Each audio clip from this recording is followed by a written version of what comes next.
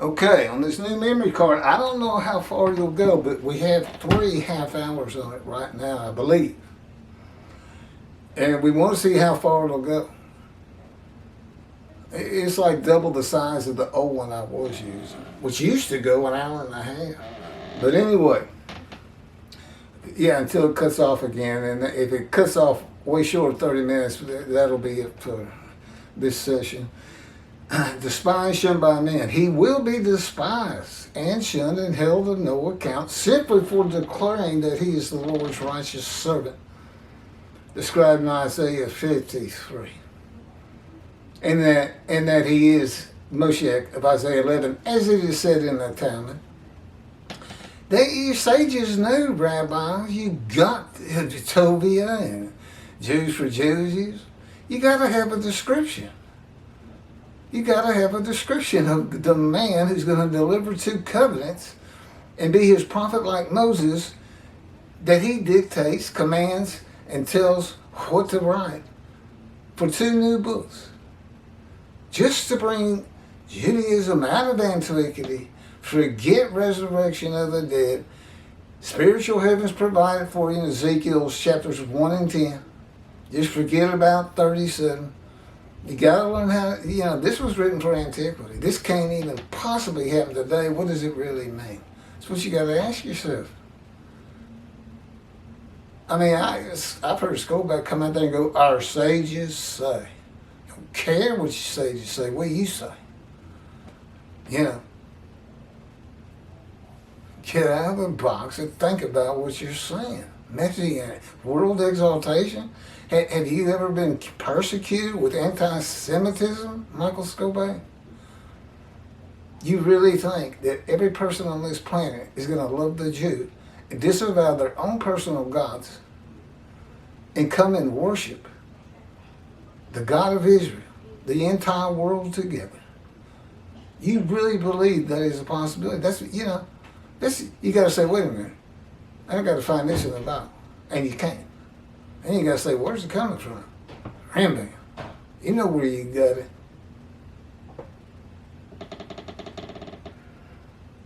You and Tovia Singer, Jews for Jews, Tovia Singer, Michael Schoolback, you better have a nice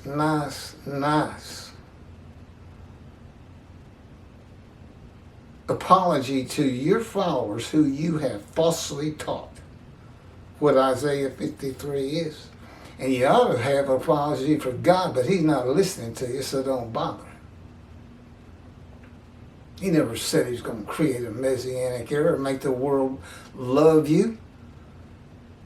That's not why the Jews were formed, for the world to come to love them. That's not. It was just to test them. They'd been tested, they failed. End of story. The last Jew alive, however this earth ends, will have lived the life of a Jewish person. They're not going to live in some, he's taking the word from me, some paradise. Yeah, with the world loving them and everything's free and everything's just about worshiping God. How could you even think such a thought? How can you make yourself say it? Unless you're just not thinking about it. It's just, this is what I read in the Talmud or something. Well, that's where I think the mission of Torah is. The laws of King Moshiach that is clearly made up. My servant David a shepherd. Should be the... Okay, but just for saying, yeah, I do get it. I lost my back screen. Hold on just a second, it won't take long.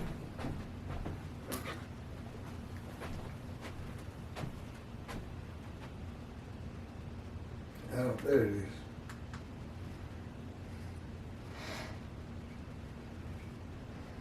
Commercials. There we go.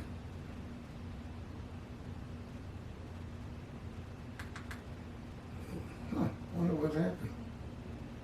Well, it doesn't look like it had been 2 hours. Oh well. Another day in the jungle.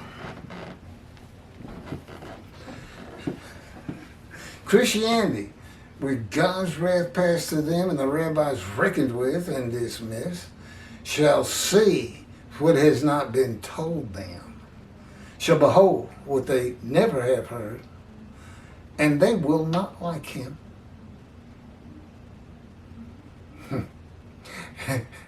I love a good fight. I'll take on 2 billion Christians and all the rabbis of the world. I don't care what the number is, because I'm correcting God is with me. At least he can prevent crucifixion or jihad. I don't know what else he can do. He doesn't do much for me. Oh, God, could you turn off that light? What? What did you just say? Just kidding. Just kidding. It's a joke.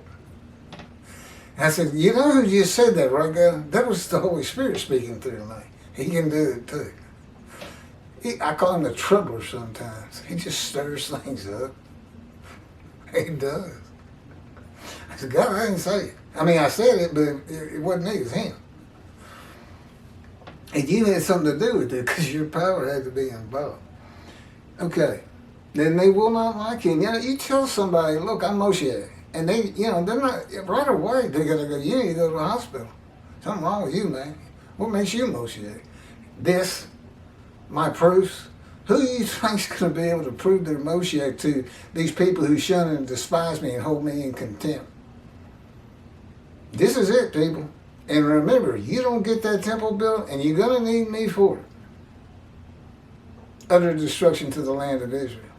A teaching which the rabbis should be throwing out there all the time. They ought to be saying,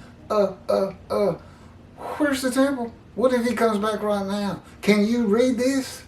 If he comes back and that temple's is not there, he's going to destroy us.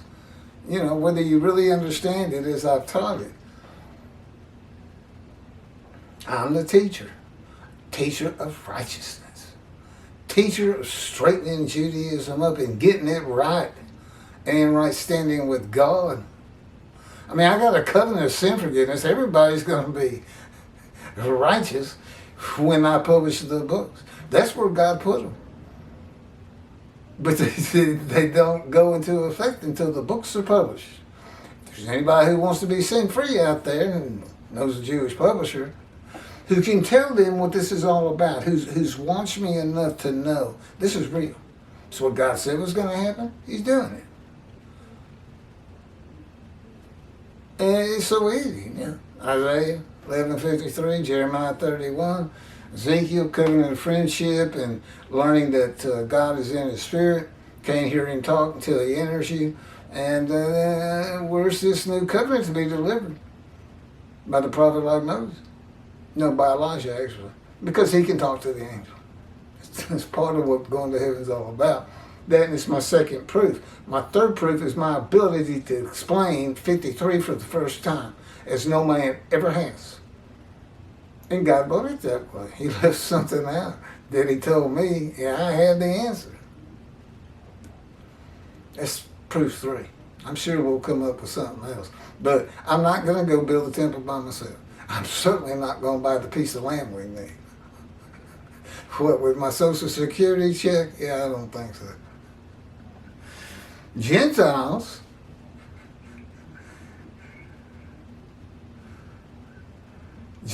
will despise and shun the man who startles nations and silences their leaders, nations, Gentile lands, for announcing that he is the anointed one the Jewish people have been waiting for, and that Jesus cannot be the man described in Isaiah 11 or 53, which of course I've done. The Jewish people will despise and shun him for the reason they expect and have been taught that the anointed one is Jewish and not a Gentile, although that's what the Hebrew Bible says. And the era of exaltation, redemption, and restoration they have been taught will not be occurring. You just got to throw it out, people. Look, man, people, you don't want that. You don't want all the Jewish people. You don't want the entire world to be Jewish. You're not special anymore. You're like every other man. most of you don't want to sit around and worship God all day. Like I gave the example from my mother. Keith, go to synagogue. Don't ever come back, stay there. It's like, you got to be kidding. I was going to play ball tonight. Yeah, we got other things to do. You know, get a life, ring a bell. You don't want that. Apparently nobody works. He says that delicacies are like sand in the wind. I guess, I don't know. I guess food just starts appearing. I don't think Rambam thought his stuff through either. Apparently it's a bad habit with rabbis. They get something in their head. They're just like all religious people. They get something in their head, they believe it, that's it, it's fact, God did it, that's it. No. You better be able to tell me what the Messianic era is in the Hebrew Bible, and there's not a one of you rabbis out there that can possibly do it. You can't. You cannot. It's supposed to be a time of peace. They give you that, but not world peace. I'm not going to go have all Jews, Israeli Jews, walking in Torah. Are you kidding me? Well, that's Rambam. That's part of the Messianic era. You going to tell me that's in the Hebrew Bible? That Moshiach has to build a temple such to be recognized as Moshiach? You think that's... No, this is what God prepared. Doesn't have anything to do with me building a temple by myself.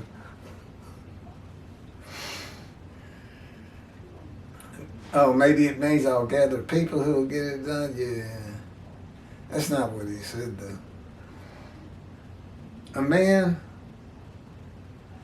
is the nature of people to reject, despise, and hold on account a man who has no visible proof to substantiate his claims that God speaks to him as God spoke to Moses.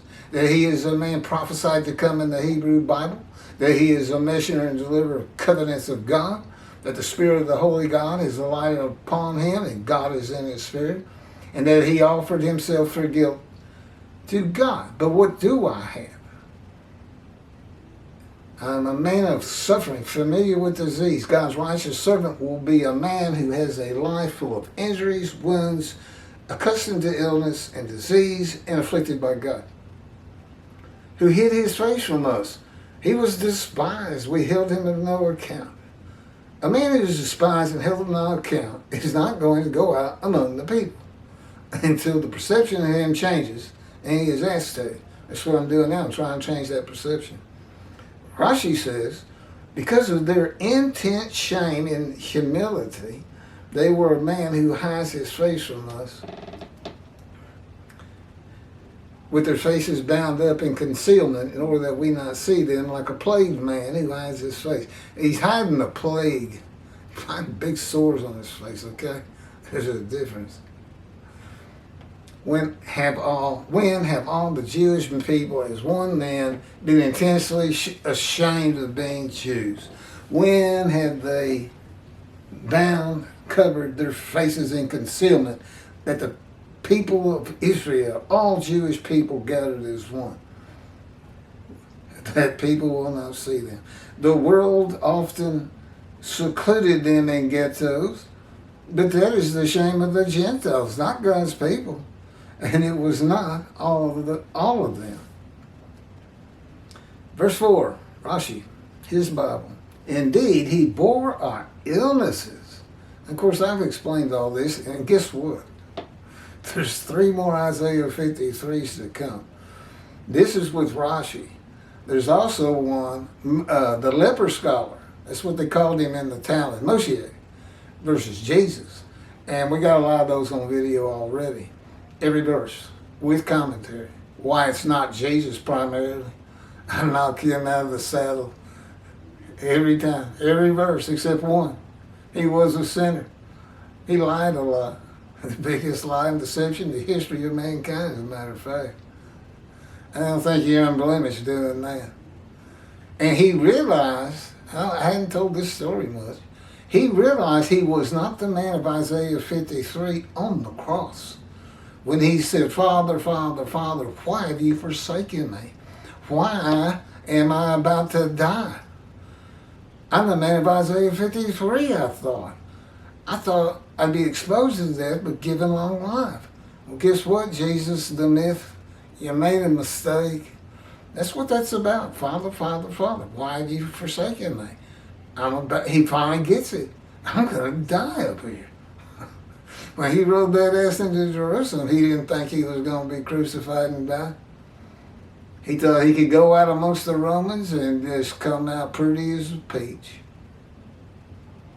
He was wrong. Okay. Again, Rashi verse 4. Indeed, he bore our illnesses and our pains, he carried them. Yet we accounted him as plagued, smitten by God, and oppressed. Rashi. Indeed, he bore our illnesses. Midrash. An expression of, quote, but, close quote, in all places. Indeed, he bore our illnesses. I don't know what that means. It looks like he's translating Hebrew. And that somehow it's in, indeed, he bore our illnesses. But now we see that this came to him not because of his low state, but that he was chastised with pains so that all the nations he atoned for with Israel's suffering. That's vicarious suffering, people. Not supposed to be.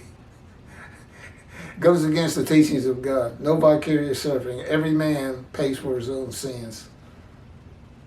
No human sacrifice, either Toby, Sanger, or Christians.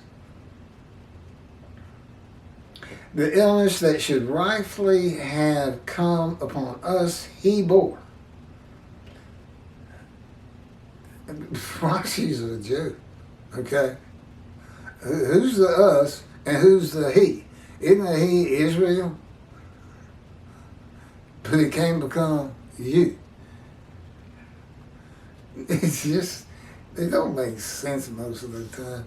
Yet we accounted him. We thought that he was hated by the omnipresent. Well, afflicted by God, people did. Born disfigured. But he was not so. But he was pained because of our transgressions and crushed because of our iniquities. Again, who is this he? It's Israel. He was not so hated by the omnipresent. Our transgression. Well, in 100% of the Jews gathered as one man. I can't figure it out. Keith. Yeah, it was our sickness that he was bearing, our suffering that he endured. We accounted him plagued, smitten, afflicted by God. Afflicted by God, born disfigured. It was our sickness that he was bearing. Midrash. Oh, our suffering that he endured. Midrash. The sickness is not being righteous. The witnesses suffer the sicknesses of not being righteous and not being in right standing with God, suffering guilt, for which I offered myself. God's righteous servant suffers by the chastisement, punishment, bruising, crushing, and maltreatment,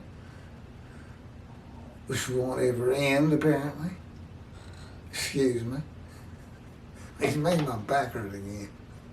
Maltreatment. He loves to do it when I'm working. He says, what's it like to work for somebody and they're beating on you all the time? I said, it's wonderful, God.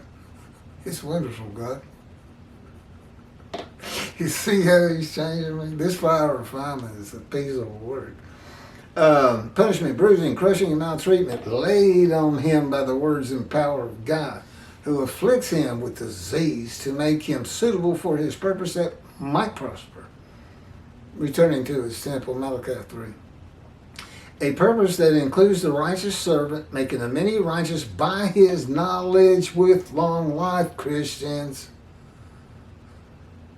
Teaching this book, being who I am. You're God, Jewish people who are not complying with his laws and commandments, is doing what he said he was going to do. Look at all the people who believe in me. That's how it's going to snowball. It's going to become a portion, a many, and then that becomes a multitude, the spoil.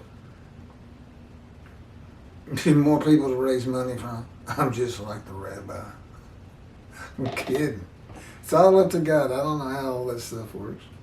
I've never asked anybody to donate to me. I would never think I would, but I think he will. He don't care about anything sometimes. Keith, it's one of my first teachings. Your pain means absolutely nothing to me. I said, how quaint, coming from God. And what does that mean? What are you going to do to me? He didn't really explain the fire of refinement to me at all.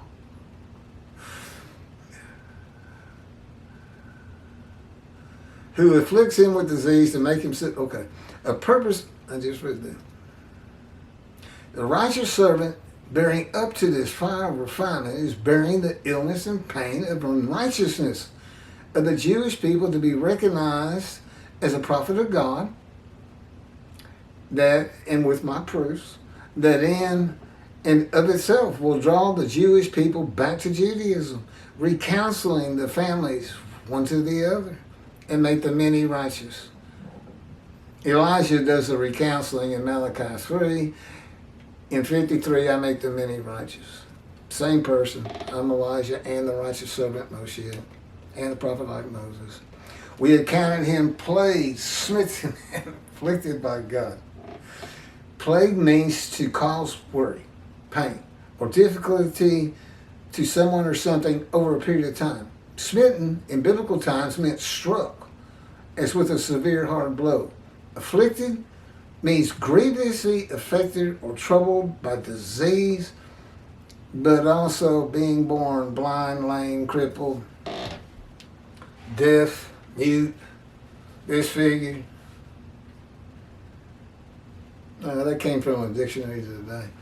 But he was pained because of, this is verse 5, and this would be Rashi's Bible. But he was pained because of our transgressions, crushed because of our iniquities.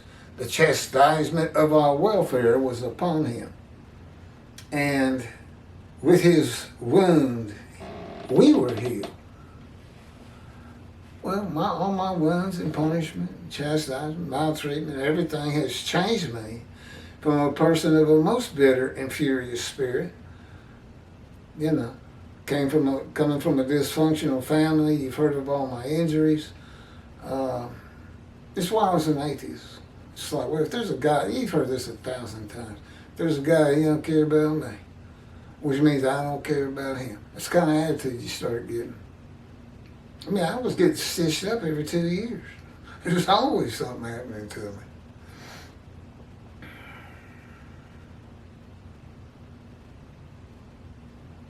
Here's Rashi's answer. The chastisement of our welfare was upon him.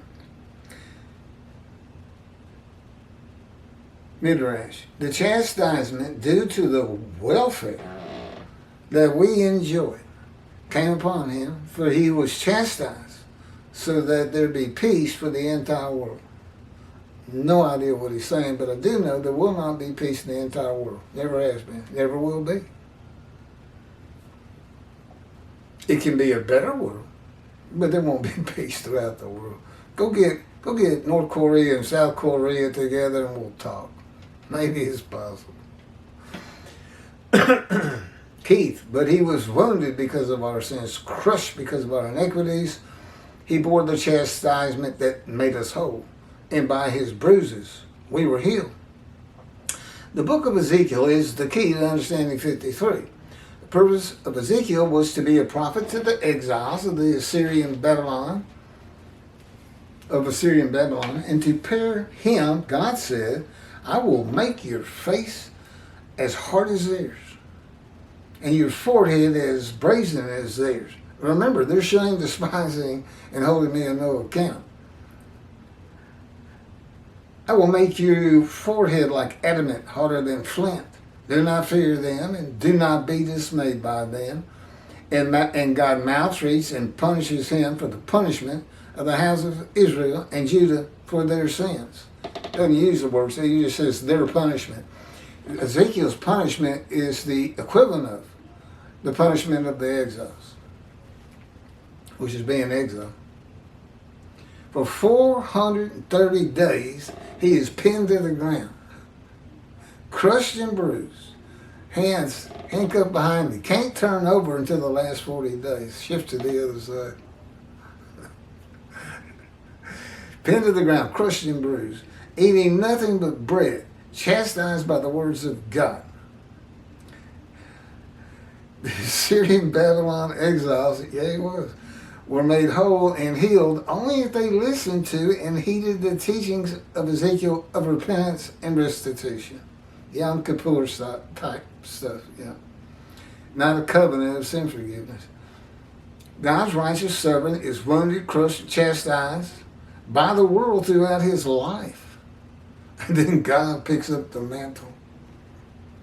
With persistent hardships and troubles, grievously affected especially by the disease, and severely injured at one time or another, a man of many bruises and scars. These are the qualities that identify him as God's righteous servant who makes the many righteous. That's a man of suffering. That's a Jesus. Okay, we calculated this up. Jesus was never hurt his entire life. He's never sick his entire life, according to the Gospels. So, why is he the suffering servant? Why is he this man described in 53? He's on the cross for 8 hours. Yet, in one day he suffered. One day. Out of 30 years he suffered. I'm thinking I'm like at 75% or better. Especially with the headaches. He done it. And there's thousands of people being crucified. Well, under your definition of what that means, then everybody back then could have fulfilled 53. 8 hours. And then what does he do? Father, Father, Father, why'd you forsake me? I thought I was 53 is what I think he's saying. And then come on. And then he gave up the ghost and he died. Listen, I sat in the back of an ambulance with a bullet hole through my abdomen. Dying. There ain't any question I was going to die if I didn't get up soon. All I could keep saying was, you got to hurry. It's getting weaker and weaker. Oh, I shouldn't have moved towards the camera. 8 hours in that ambulance, and I could not fall asleep. And I'm telling you, when you're bleeding out, you get really sleepy. It was rough. That's just one day in my life. Y'all have already heard me give you my history. Yeah. And then God came, and things really got bad. Then, to make him, I think it's because I moved up, and it's got to refocus.